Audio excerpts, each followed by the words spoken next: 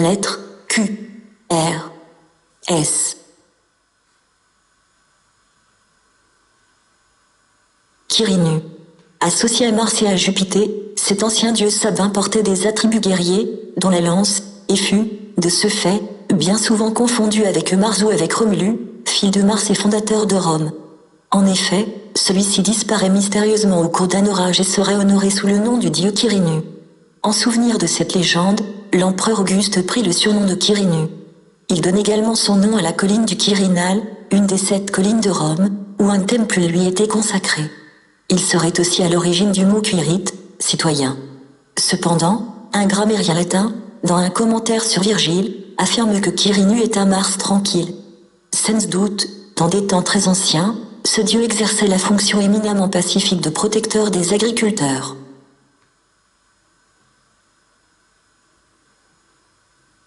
Romu. La légende de ce fondateur de Rome est inséparable de celle de son frère jumeau Romulus. Les deux frères se disputèrent sur les conditions de la fondation de la future Rome. Aussi, Romulus, ayant tracé une enceinte fictive pour délimiter l'emplacement de la ville, interdit à Romu de la tranchir, ce dernier n'écouta point cet avertissement et fut tué par son frère, irrité de ce geste sacrilège. Romu fut enterré sur Iaventin avec tous les honneurs par Romulus, désolé de son mouvement criminel de colère. Renommée. Messagère de Zeus chez les Grecs et particulièrement chez les Athéniens, qui lui avait élevé un temple, la renommée, en latin, Fema, a pris son caractère définitif sous les Romains, qui l'honoraient en effet avec respect et crainte. Divinité ailée et monstrueuse, la renommée, fille de la terre, possède de multiples bouches et de nombreux yeux, qui lui permettent de dévoiler les secrets les plus intimes des mortels et de les proclamer à l'univers entier. L'erreur, les faux bruits et bien d'autres divinités allégoriques pénètrent librement dans son palais, parcouru par tous les échos des voix humaines, et lui apportent de précieux renseignements sur les hommes. Résurrection. Ce mythe, qui s'est développé surtout après l'apparition de l'orphisme, n'a, dans les légendes, qu'une importance anecdotique. Il est ainsi permis à certains personnages, comme Perséphone, de revenir provisoirement sur la terre, à d'autres, comme Asclépio, le médecin, ou Circé, la magicienne, de ressusciter les morts, grâce à leur connaissance des plantes magiques capables de vaincre la mort. Rhadamante. De l'union de Zeus et d'Europe 3 fils naquirent, Mino, Sarpédon et Rhadamante. Ils furent adoptés par Astério, roi de Crète, lorsqu'il épousa l'amante délaissée du roi des dieux. À la mort de ce prince, Mino prit le pouvoir, tandis que Rhadamante organisait les coutumes juridiques de l'île et rédigeait le code crétois. Une autre tradition rapporte que Rhadamante fut contraint de s'enfuir et de gagner la Béotie, où il épousa la veuve d'Amphitryon, Alcmène. Ayant promulgué les lois qui régissent les Cyclades, auteur, prétend-on, de la loi du Talion, Rhadamante acquit une grande réputation de justice et de sagesse. C'est pourquoi les dieux, tenant à le récompenser, lui accordèrent le 3e siège du tribunal des enfers, aux côtés d'Éaque et de Mino. Ils le chargèrent plus particulièrement de juger les âmes des morts provenant d'Afrique et d'Asie. Rhea. Fille de Gaïa et d'Urano, cette titanie donna le jour à Hestia, Déméter, Héra, Hadès, Poséidon et Zeus. Comme Crono, son époux, dévorait tous les enfants qu'elle mettait au monde, ayant appris que l'un d'entre eux le détrônerait, Rhea, sur le point d'accoucher, se réfugia en Crète. Et l'enfanta Zeus. Elle présenta alors à Crono une pierre, longée comme le serait un nourrisson. Crono, abusé par cette ruse, avala l'objet inerte. Ainsi, Rhea devint la mère d'un dieu suprême, qui, en ravissant à son père sa souveraineté, allait apporter au monde la stabilité et la justice. On la vénéra, dans la religion grecque, avec une assiduité soutenue. Elle fut assimilée par les peuples de l'Asie mineure à Cybèle la grande mère des dieux, puis adorée dans tout Occident et dans le Proche-Orient méditerranéen sous une pluralité de formes et de noms. Rhea Silvia. Descendante d'Énée et fille de Numitor, roi d'Albe, Rhea Silvia fut condamnée, par son oncle Amuliu, usurpateur du trône, à se faire vestale pour ne pas donner le jour à des enfants qui pourraient se proclamer les véritables héritiers du royaume. Cependant, séduite par Mars, elle enfanta Romulus et Remu, qui devaient rétablir Numitor sur son trône. Elle mourut peu après. On dit aussi que le fleuve Tibre, où son corps avait été jeté, l'épousa.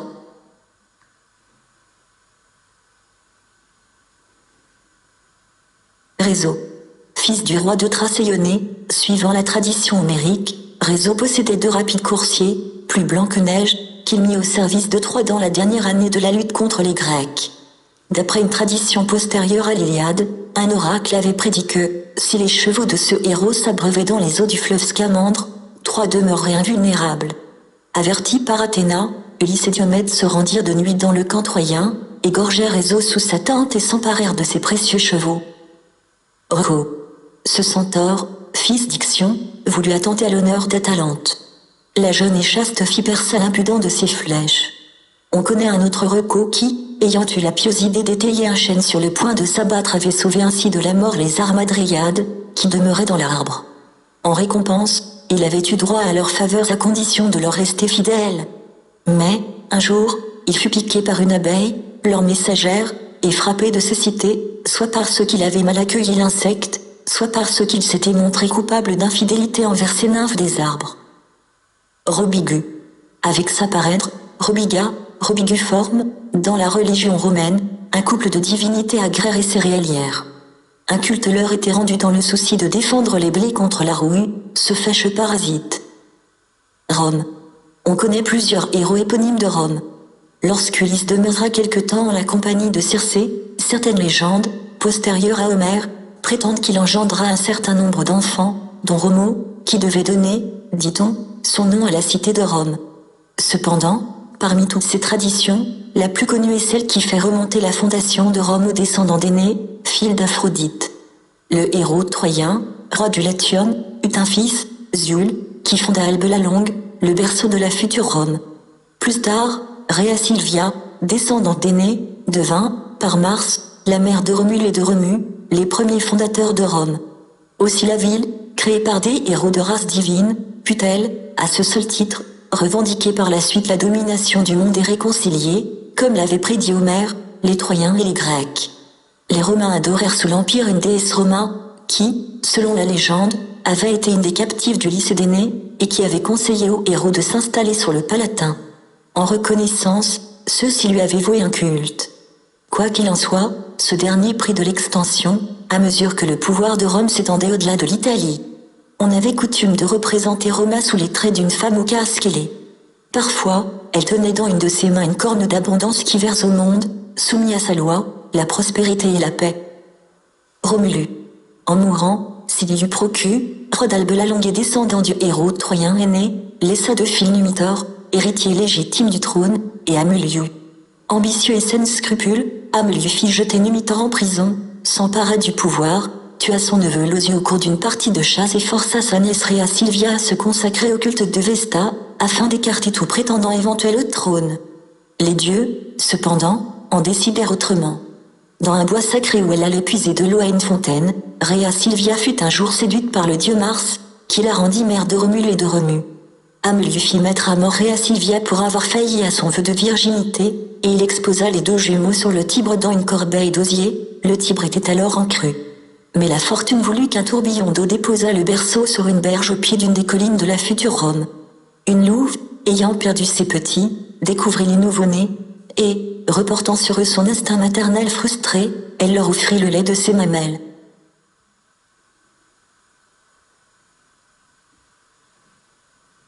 Suite de Romulu. Plus tard, un berger, Faustulu, et son épouse, Acalarantia, les élevèrent et les instruisirent. Parvenus à l'âge adulte, Remu et Romulu, avec les mauvais garçons des alentours, se livrèrent sans scrupule au brigandage et volèrent des têtes du troupeau d'Amuliu. Remu fut arrêté par les gardes du roi et jeté en prison. Romulu, à qui Faustulu avait révélé ses origines, se rendit alors à Albe, tua le roi usurpateur, délivra son frère et rétablit son grand-père Numitor sur le trône, puis, les deux jumeaux quittèrent Albe et décidèrent de fonder une ville au bord du Tibre, à l'endroit même où le fleuve les avait rejetés, afin de les remercier de ne point les avoir engloutis. Mais l'entente des deux frères ne fut qu'éphémère. Une dispute s'éleva au sujet de l'emplacement de la ville. Pour trancher la querelle, ils consultèrent les oracles. Remu vit 6 vautours sur l'Aventin, Romulu en vit 12 sur le Palatin et décréta donc que les auspices lui étaient favorables.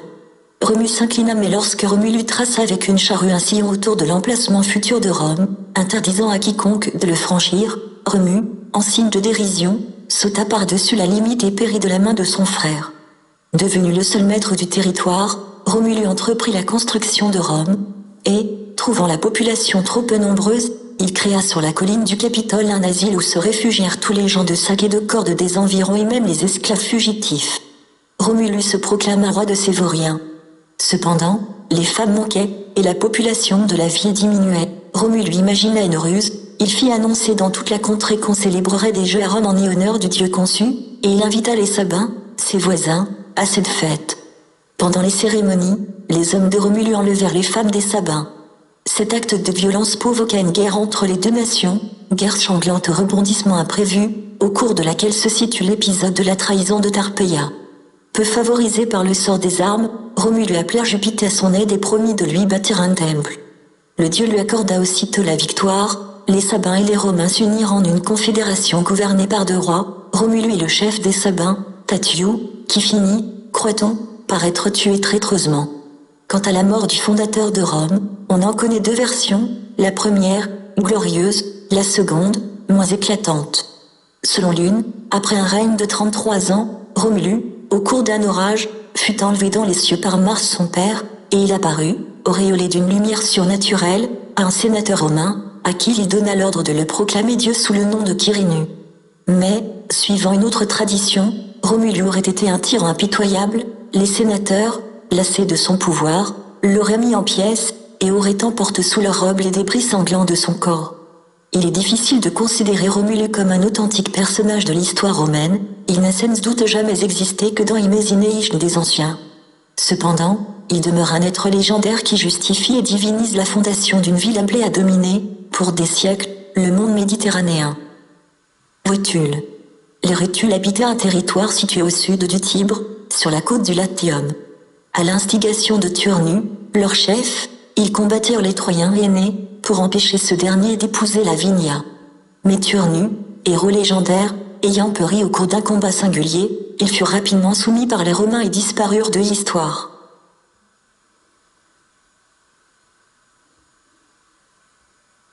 Sabasio. Dieu phrygien, Sabasio fut vénéré en tant que divinité identique à Dionyso, auquel il fut tardivement assimilé.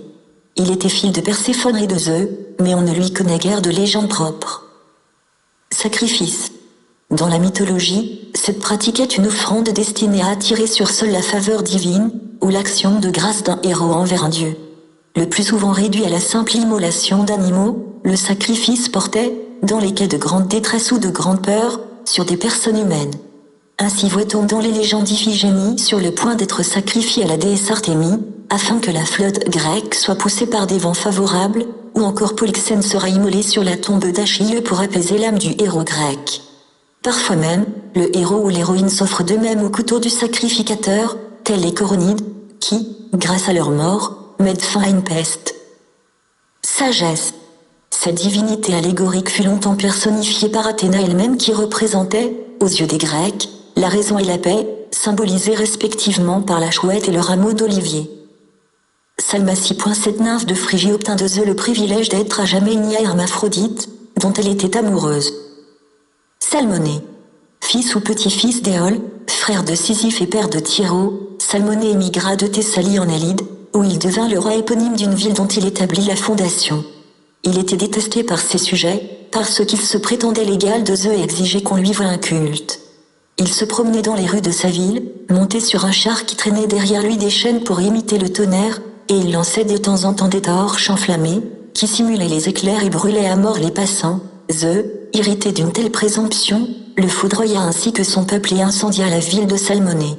Les mythographes modernes prétendent que Salmonée avait sans doute voulu mettre fin à une sécheresse en parodiant l'orage, qui éclate et libère une pluie bienfaisante. Salut! Personnification de la santé, de la prospérité et du bien-être public, cette divinité romaine sans légende fut de bonne heure associée à la déesse hellénique Hygie, la santé, fille d'Asclépio et de Lampétie. On la représentait sous la figure d'une jeune personne accompagnée d'un serpent, attribut par excellence du monde infernal. Elle était invoquée par les malades, et même par l'État romain, lorsque de graves circonstances l'exigeaient. Sancu. L'un des plus anciens dieux de la religion romaine, ce mot Sancu, sans doute d'origine sabine et identifié plus tard avec Dieu, possédait un temple sur le Quirinal et présidait au serment, auquel il donnait un caractère sacré. Santé. Cette divinité allégorique sans légende particulière se nommait Égis en Grèce, et elle était la fille d'Asclépio. Les Romains l'appelaient salut et lui avaient élevé à Rome plusieurs temples. Non seulement les particuliers, mais l'État romain, corps vivant de la nation, était placé sous la protection de la santé. Dans ce cas, elle symbolisait le bien-être public et la prospérité, et elle était l'objet d'une fête, le même jour que la Concorde et Janus. Tantôt, comme la fortune, elle tenait un gouvernail, tantôt elle servait des libations sur un autel qu'entourait un serpent.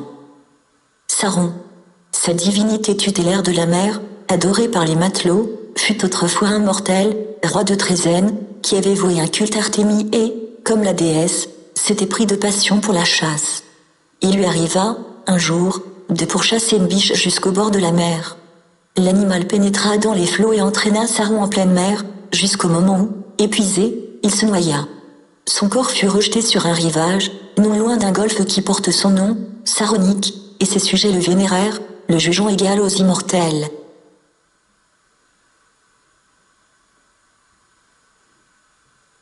Sarpédon. La légende mentionne au moins 2 Sarpédons. L'un, fils de Zeus et d'Europe, eut des démêlés avec son frère Minot. Il se réfugia dans la contrée qui est voisine Milet. Il en devint roi. L'autre Sarpédon est plus connu. Fils de Zeus et de Laodamie, il commanda un contingent lycien aux côtés des Troyens, les soutenant dans leur lutte contre les Grecs. D'une taille gigantesque, d'une bravoure inégalée, il devait mourir de la main de Patrocle. Saturne. Très vite assimilé au dieu grec Chrono, pour des raisons qui demeurent obscures, Saturne a perdu rapidement, en conséquence, ses attributs et son caractère proprement italique. Dieu des semailles et des grains, parfois même de la vigne, il est représenté avec la faucille du moissonneur et la serpette du vigneron. Virgile et Denis d'Halicarnasse ont construit, à propos de Saturne, une légende. Le dieu, chassé de l'Olympe, trouva refuge en Italie et perpétua, après le règne de Janus, les bienfaits de l'âge d'or et d'une civilisation sans défaut. Satyre. Divinité grecque des bois et des montagnes, les satyres, parfois appelés silènes, parfois même faunes par les Romains, symbolisent la force expansive et sans limite des êtres vivants, qu'ils soient végétales ou animales. Les satyres ont l'aspect de petits hommes aux cheveux hirsutes, aux oreilles semblables à celles des animaux sauvages. Ils portent 2 cornes au front. Ils ont, parfois, une queue de cheval ou de chèvre. Parcourant sans cesse les campagnes, ils cherchent à assouvir leurs appétits et sont, pour cette cause, redoutés par les mortels, qui craignent surtout en eux les débordements néfastes et incontrôlés de la nature. Scamandre. Ce fleuve de la plaine de Troie fut vénéré comme un dieu sous le nom de Xanthe. Il naquit en quelque sorte des mains d'Héraclète, qui, assoiffé, creusa la terre et fit jaillir une source. Fleuve aux eaux rouges, dans lequel Aphrodite trempa ses cheveux pour les dorer afin d'affronter dans toute sa beauté le jugement de Paris. Scamandre eut d'une nymphe un fils, Thésée, premier rameau de la famille royale de Troie. Ainsi uni à la famille de Priam, Scamandre lutta à sa manière contre les Grecs, tentant de noyer Achille en débordant de ses rives. Mais Héphaïsto, armé d'une torche enflammée, le fit aussitôt rentrer dans son lit. Chiron. Ce brigand, qui perpétrait ses mauvais coups en Mégaride, était le fils de Pélope ou, peut-être, selon d'autres versions, de Poséidon. Il avait coutume d'obliger les voyageurs à lui laver les pieds, puis, en manière de remerciement, il les précipitait du haut d'un rocher dans la mer, où une tortue géante dévorait le corps des malheureux. Thésée refusa de se soumettre aux exigences du bandit et le jeta dans la mer, puis, pour expier son crime, le héros fonda les jeux ismiques.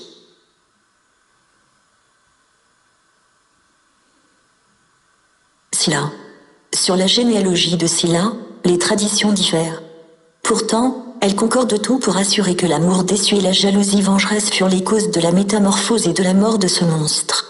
Scylla, fille de Phorcys d'Hécate, ou de Typhon et d'Échidna suivant une autre version, était une nymphe d'une beauté radieuse. Mais elle se montrait trop fière de ses charmes pour les dispenser au premier venu. Le dieu marin Glaucos s'en aperçut du reste, lui qui, éperdument amoureux de Scylla, la poursuivait en essuyant, jour après jour, les refus dédaigneux d'orgueilleuses nymphes. Ne sachant comment parvenir à ses fins, Glaucos appela à son aide la magicienne Circé. Celle-ci, éprise de Glaucos, dirigea contre Scylla sa jalousie. Elle prépara un poison végétal qu'elle versa dans la fontaine où la nymphe avait coutume de se baigner. Lorsqu'elle s'y plongea, son corps, aux formes si parfaites, se métamorphosa en un monstre, pourvu de 6 pattes griffues et de 6 têtes de chien, qui, ouvrant leur gueule énorme, hurlaient comme des lions et découvraient 3 rangées de dents acérées. Désolée de sa laideur soudaine, Scylla se jeta dans les flots. Elle s'établit sur un rocher, au bord du détroit de Messine, en face de Charybde.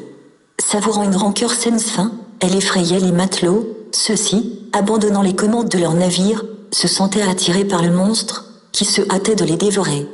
Ainsi périrent 6 compagnons d'Ulysse. Mais Jason et Énée, grâce au concours des dieux et des devins, connurent une plus heureuse fortune. Ils parvinrent à éviter les gueules béantes du monstre. D'après Virgile, Héraclès tenta de mettre fin aux funestes exploits de Scylla. Comme elle avait mangé quelques-uns des bœufs de Gérion, le demi-dieu la tua. Mais, de race divine, elle ne pouvait périr de la sorte. Forci, dit-on, ou Glauco, la ressuscita, et elle reprit le cours de ses méfaits. On connaît également sous ce nom une fille de Niso, roi de Mégare. Par amour pour Minot, qui pourtant envahissait le royaume, elle n'hésita pas à tuer son père endormi en lui coupant le cheveu d'or qui le retenait à la vie. Elle livra ainsi sa patrie à l'ennemi. Mais Minot, qui pourtant lui avait promis le mariage, fut si horrifié par ce crime qu'il fit mettre à mort la parricide. Sélénée. Fille d'Hyperion et de Théia, sœur d'Hélio, Sélénée personnifie la déesse Lune, qui, dans le ciel grec, lui d'un si grand éclat. Elle a les traits d'une jeune femme au visage d'une blancheur éclatante qui fait pâlir tous les astres lorsqu'elle parcourt les cieux sur un char d'argent. On ne compte plus ses amours, les uns avec Zeus, les autres avec Pan, qui la séduisit et l'attira dans les forêts en lui faisant don d'une toison d'une lumineuse blancheur. Mais sa passion la plus justement célèbre reste celle qu'il éprouva pour le berger Endymion, qui avait demandé au dieu de lui accorder l'immortalité, quitte à rester plongé dans un sommeil sans fin. Chaque nuit, Sélénée visite son amant immobile et le caresse de ses rayons d'argent. Elle reste la plus convoitée des déesses. À chacune de ces éclipses, un dragon s'apprête à la dévorer. Des magiciennes de Thessalie sont chargées de faire peur au monstre, afin de l'empêcher d'accomplir son funeste repas.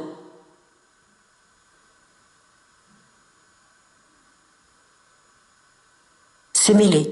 Fille de Cadmo, le fondateur de Thèbes, et d'Harmonie, Sémélé fut une des amantes de Zeus. Héra, jalouse, emprunta les traits de Béroé, la nourrice de Sémélé, et conseilla à sa rivale de demander à Zeus de lui apparaître dans toute sa gloire. Épouvantée, mais n'osant refuser, car il lui avait promis de lui accorder tout ce qu'elle désirait, Zeus se présenta donc devant elle avec sa foudre et ses éclairs. En un instant, la malheureuse fut foudroyée. Le dieu eut cependant le temps de retirer, du sein de Sémélé, Dionyso, le fils qu'elle avait conçu. Par la suite, Dionyso devait descendre aux enfers pour arracher sa mère au royaume des ombres, et il la transporta dans l'Olympe, où elle devint immortelle sous le nom de Dionée.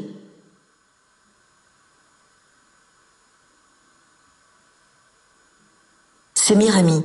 La légende de cette héroïne assyrienne se répandit à travers toute la Grèce et toute l'Italie. Derketo, déesse d'Ascalon en Syrie, au visage harmonieux et au corps semblable à celui d'un poisson, avait ressenti une violente passion pour un jeune Syrien. Elle en conçut une fille, la future Sémiramis. Abandonné dans la forêt, le nouveau-né était voué à la mort, lorsque des colombes se chargèrent de l'élever, prélevant dans les bergeries du voisinage le lait et le fromage nécessaires à sa nourriture. Bientôt découverte par Simio, principal gardien des troupeaux du roi Nino, elle fut adoptée par les bergers. Devenue grande, elle attira l'attention générale par sa beauté, sa grâce, son intelligence, qui finirent par provoquer l'amour d'Omné, jeune général de Nino. Il l'épousa. Peu de temps après les noces, Omné accompagna son roi, qui régnait aux environs de l'an 2500 avant JC, dans une expédition contre la Bactriane. Au cours du siège de la ville de Bactre, apparemment imprenable, Omné appela son épouse auprès de lui. Sémiramis, sans hésiter, avec un singulier jugement et une vaillante détermination, imagina un plan d'attaque de la cité.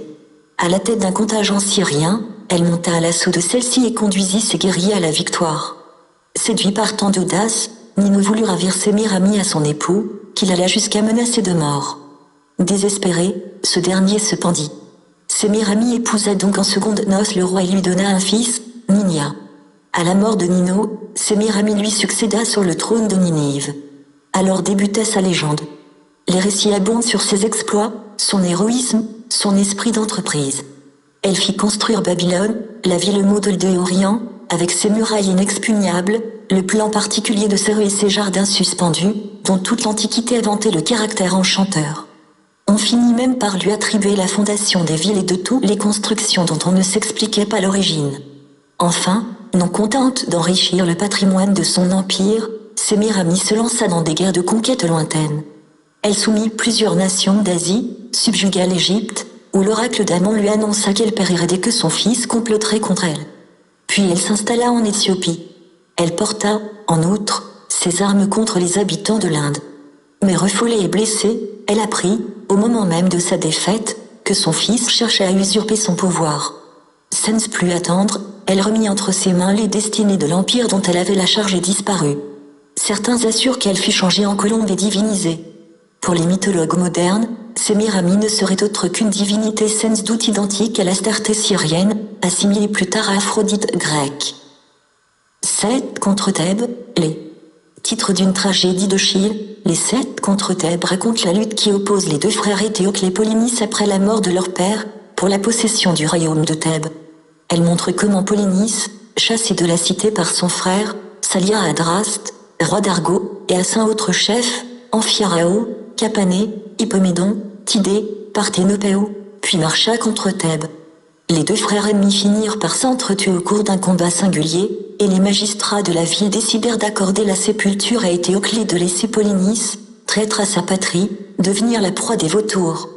Mais tandis qu'Ismène enterrait Éthéocle, avec tous les honneurs, Antigone accordait à son frère Polynice le tombeau des sangs que la ville lui avait refusé.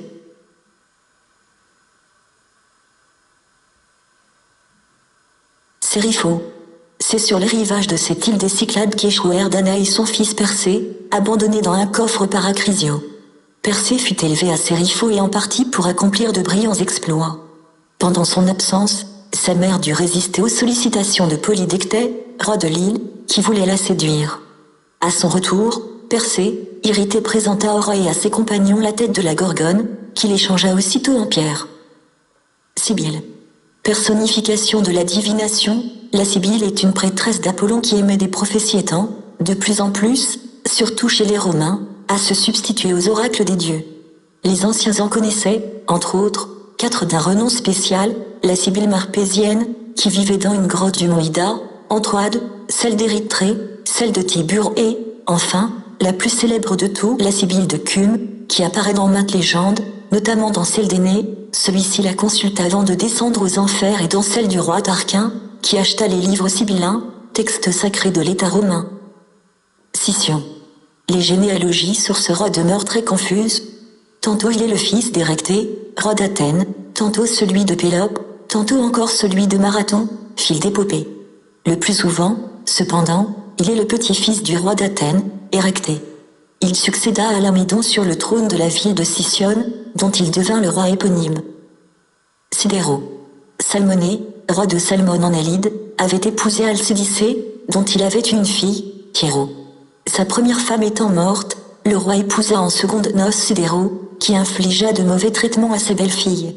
Celle-ci s'unit un jour à Poséidon et mit au monde 2 jumeaux, Pélia et Nélée, qu'elle exposa pour ne pas encourir la colère de Sidéro.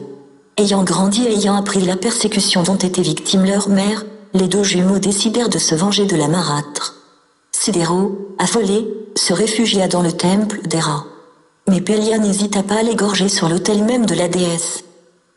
Silène. Fils d'Hermès sous de Pan, Silène éduqua, dit-on, le jeune Dionyso, il passait en effet pour un sage, un philosophe et un prophète. Mais, la plupart du temps, il se refusait à utiliser ses divers talents, et on devait l'y forcer, comme fit le roi Mida.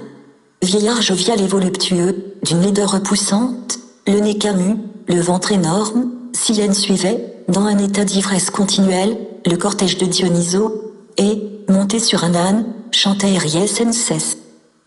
Silène. C'est ainsi qu'on nommait les vieux satyres, qui étaient les frères du dieu Silène. Ils aimaient le vin, l'amour et le sommeil, et, couverts de raisins, ils suivaient, tout joyeux, le cortège de Dionyso. Sylvain. Divinité romaine des bocages, des vergers et des petits bois, Sylvain fut d'abord vénéré sous la forme d'un arbre, puis il prit une apparence humaine et fut assimilé soit à Pan, soit à Faunu. Son caractère malicieux, enclin à la taquinerie, le faisait craindre des voyageurs qui traversaient les bois, et les parents menaçaient leurs enfants du courroux de Sylvain, lorsqu'ils cassaient les branches d'arbres. Ce génie ne possédait pas de culte officiel, mais il était très populaire dans les milieux ruraux romains en tant que divinité tutélaire et pastorale. On lui offrait des fruits et de jeunes animaux d'étable. On le représentait ordinairement sous les traits d'un vieillard d'allure joyeuse, couronné de lierre, et une serpe à la main. Sini. Ce brigand, tué par Thésée, avait coutume d'attacher les membres de ses victimes aux branches de 2 pins, dont il avait préalablement rapproché les cimes. Il libérait ensuite les arbres, qui, en s'éloignant brusquement l'un de l'autre, écartelaient les malheureux. Thésée assomma Sini, puis s'unit à Périgounée, la fille du bandit, qui s'était cachée dans un champ d'asperges. Elle lui donna un fils, Mélanipo.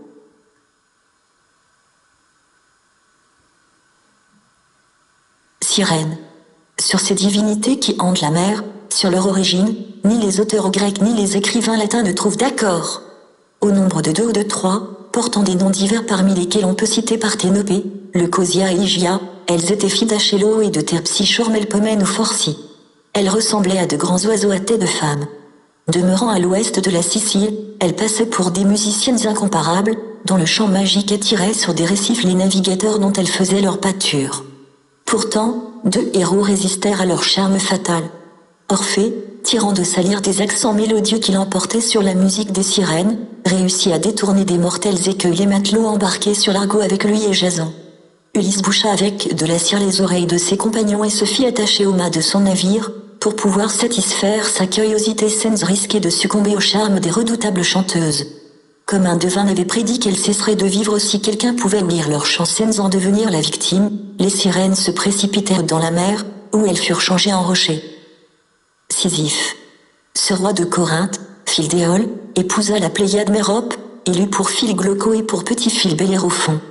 Il est surtout connu dans la légende pour la peine qui lui fut infligée dans les enfers.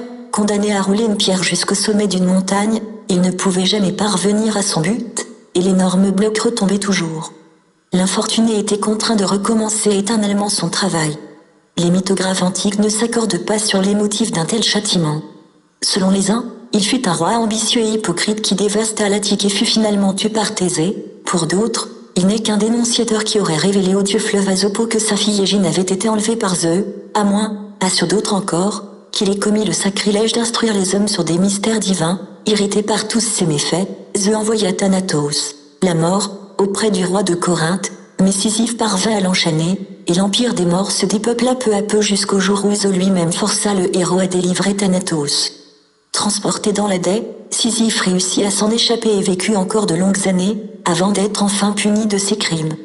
En lui attribuant aux enfers un labeur énorme et sans fin, les dieux interdirent ainsi à Sisyphe tout loisir pour penser à de nouvelles évasions, à de nouveaux forfaits. Sol. Surnommé Sol indige, Sol était une vieille divinité sabine qui personnifiait la lumière du jour et la chaleur du soleil, sans lesquelles nulle terre ne peut devenir fertile. Il était toujours associé à la déesse Lune, qui symbolisait le cycle des saisons, et on le représentait en sa compagnie sur le temple de Jupiter capitolin. Sol ne fut assimilé que tardivement à Hélio, et son culte prit une très grande extension sous l'Empire romain, quand s'établit, dans un effort de syncrétisme, le culte prééminent du soleil. Somnu. Divinité romaine du sommeil, Somnu, tout comme l'hypno-grec, est le fils de la nuit et le frère de la mort. Songe. Divinité gréco-romaine, les songes sont des génies qui communiquent aux mortels endormis les messages des dieux. Ainsi, grâce à eux, les hommes peuvent connaître, en particulier, la volonté ou la pensée de Zeus et d'Hermès interprétée généralement par certains prêtres spécialisés dans l'art de commenter les rêves.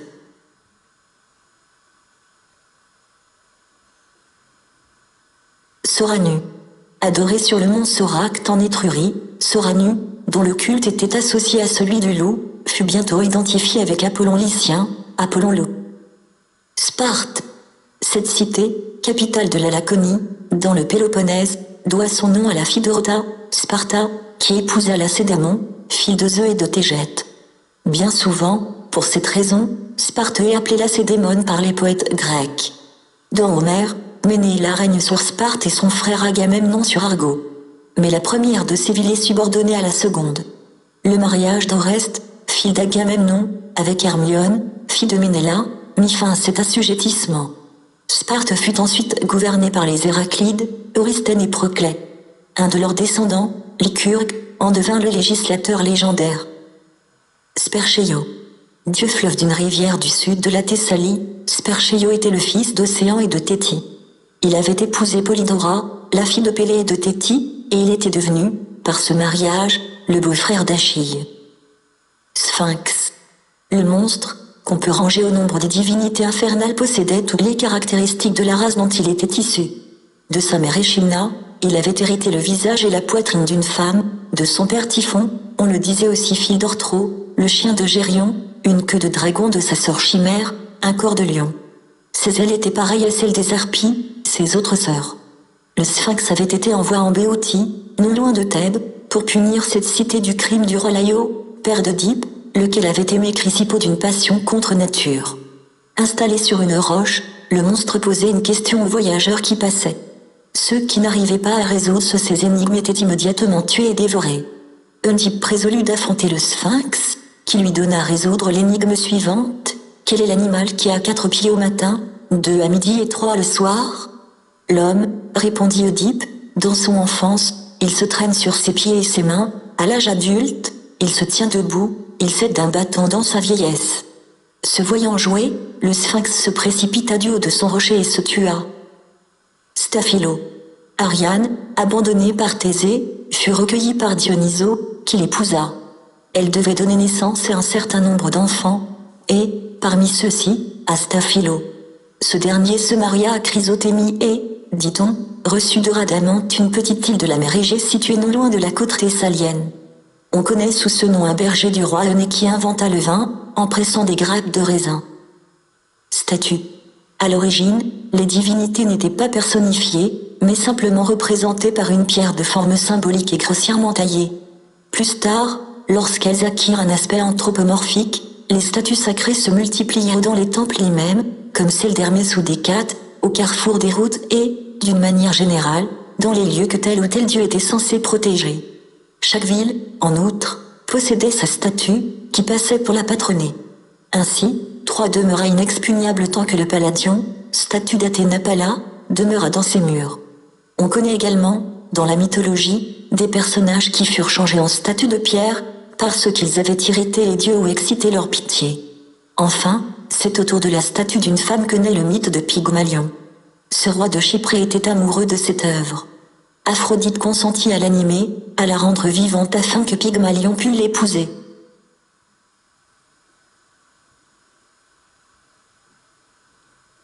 Stentor. Ce héros grec, devenu proverbial, de la guerre de Troie était célèbre par l'ampleur de sa voix, aussi forte, nous dit Homère, que les voix réunies de 50 hommes robustes. Stérilité. Punition des dieux, la stérilité frappe autant la terre que les hommes. Elle est généralement envoyée pour châtier un pays d'un crime ou d'un sacrilège commis par l'un de ses habitants. Dionyso, mal accueilli par le roi Lycurgue de Thrace, rendit son royaume stérile. Les cours d'eau s'asséchèrent. La terre se craquela. Toute végétation disparut. Afin d'apaiser le dieu, on fut obligé de supplicier Lycurgue. Il arrive également qu'on voit les mortels frappés d'impuissance ou mis dans l'impossibilité de procréer. Dans la mythologie, 2 mariages célèbres restèrent sains enfants, celui de Néoptolème et d'Hermione, d'Égée et de ses 2 premières femmes. Les époux durent demander aux oracles les raisons de la colère des dieux, les moyens d'apaiser cette malédiction et d'assurer leur postérité. Sténébé.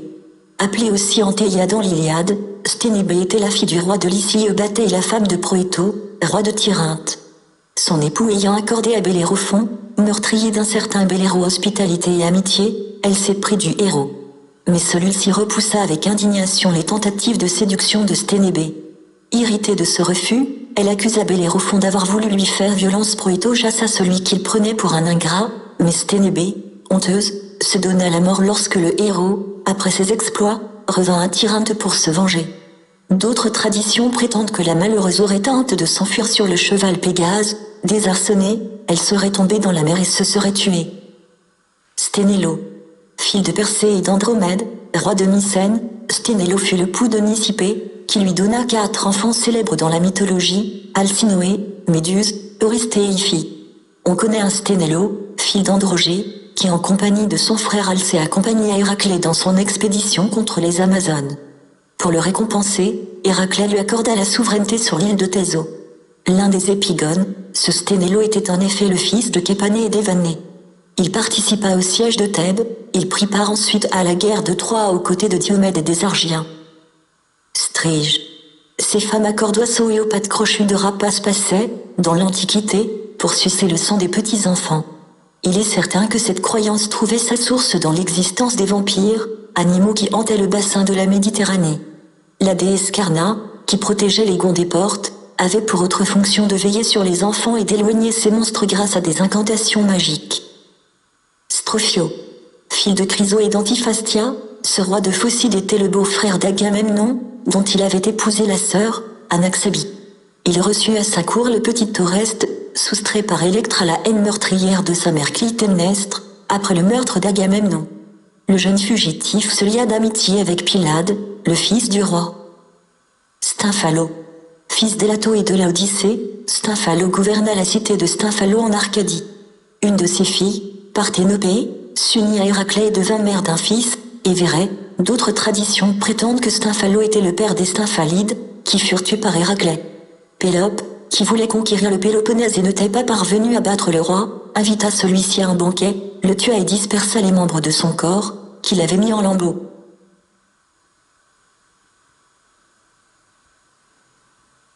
Styx. Principal fleuve des enfers, le Styx roule des eaux fangeuses et glacées au milieu des ténèbres. Il ceint de ses méandres le royaume d'Édée. À l'origine, Styx était une nymphe qui habitait en Arcadie, une grotte au bord d'une fontaine. Fille d'Océan et de Thétis, elle avait épousé Pella, lui donnant 4 enfants au nom significatif, Zélo, l'acharnement, Nique, la victoire, Bia la violence, et Créto, la puissance. Lorsque Zeus entra en lutte contre les géants, Styx rallia l'Olympe avec ses enfants pour les ranger au service des dieux célestes et de leur cause. En récompense, Zeus accorda à ses valeureux auxiliaires le droit de demeurer perpétuellement auprès de lui et de l'assister dans ses entreprises. Il dota Styx du privilège d'être invoqué par les dieux, ce qui donnait au serment, ainsi confirmé, une valeur absolue. Lorsqu'un dieu s'apprêtait à jurer par Styx, Iris allait chercher une coupe pleine d'eau du fleuve infernal, sur laquelle il étendait la main. L'immortel qui se parjurait encourait une punition sévère, durant une année entière, il se voyait condamné à ne plus accéder ni au nectar ni à l'ambroisie. Puis, pendant 9 ans, il était chassé du cercle des autres dieux. Prenant sa source dans un lieu escarpé et isolé, roulant une eau noire et corrosive, se perdant dans les entrailles de la terre, Styx accrédite aisément les légendes qui en fanent un fleuve infernal, maudit et pernicieux. Suicide. Considéré comme un crime par le droit grec et romain, le suicide, fréquent dans la mythologie, n'y est pas toujours condamné. On voit, par exemple, des héros se suicider pour que leurs âmes, assoiffées de vengeance, tourmentent sans cesse la conscience de leurs ennemis. Certains amants inconsolés mettent un terme à leur jour pour se rejoindre par-delà la mort, et les dieux pardonnent leur geste fatal. Même dans ces cas, leur suicide prend une valeur de sacrifice, il devient un acte d'amour porté à des dimensions surnaturelles, et l'honore Aphrodite. Il est souvent récompensé par une métamorphose en astre ou en constellation. Syrinx. Cette nymphe d'Arcadie poursuivie par Pan, se jeta dans les eaux du Ladon et se métamorphosa en un roseau, au moment où le dieu allait la rejoindre. Pan coupa ce roseau et en fit une flûte pour conserver le souvenir de celle qu'il avait aimée. Puis, il déposa l'instrument dans une caverne où, plus tard, on enfermerait les jeunes filles qui, si elles étaient vierges, en ressortiraient accompagnées par le tendre et mélodieux son de la syrinx, mais qui, au contraire, si elles ne l'étaient pas, en dépit de leurs affirmations, disparaîtraient pour toujours.